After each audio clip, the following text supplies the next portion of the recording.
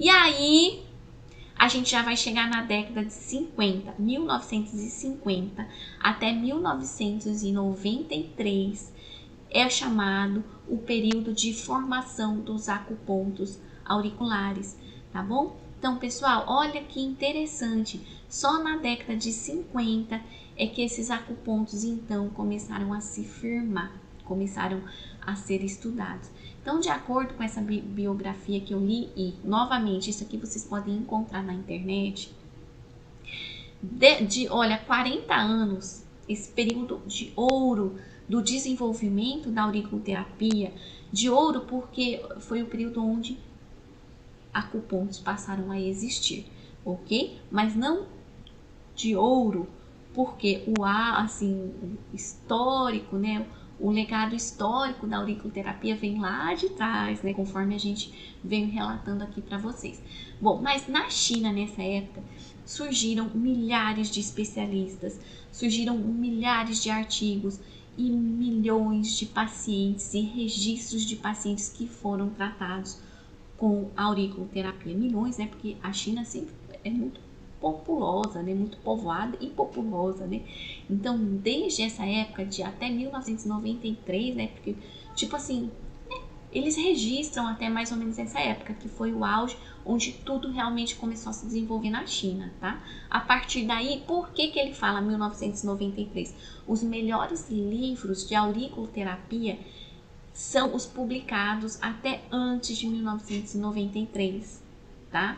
Porque as informações ali contidas, elas eram mais puras e depois começou a viajar demais, a desenvolver demais, às vezes fugia um pouco daquilo que poderia ser considerado verossímil, né? Então, esse autor desse site que eu peguei essa informação, ele recomenda que se você for atrás de algum livro de auriculoterapia, seria interessante, né, que ele fosse, então, até mais ou menos esse ano aí de 1993, ok?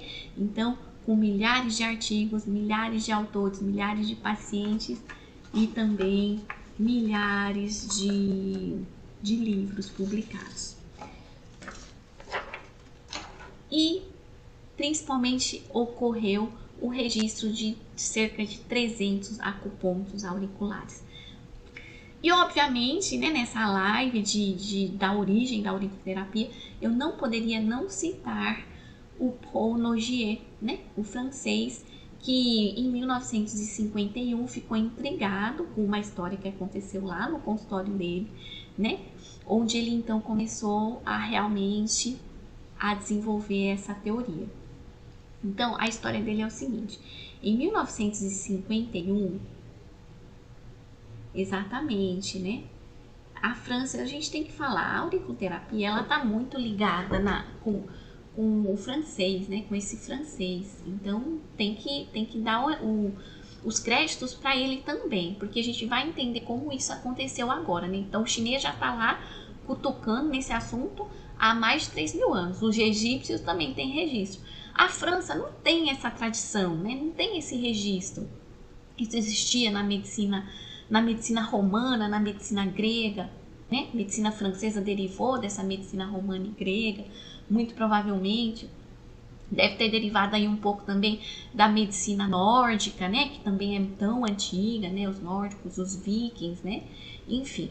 Mas não tem registro. O primeiro francês a registrar, né? O primeiro europeu a registrar isso, então foi o Nogier, mas porque ele teve um insight, né? Ele teve um paciente que sofria de ciatalgia.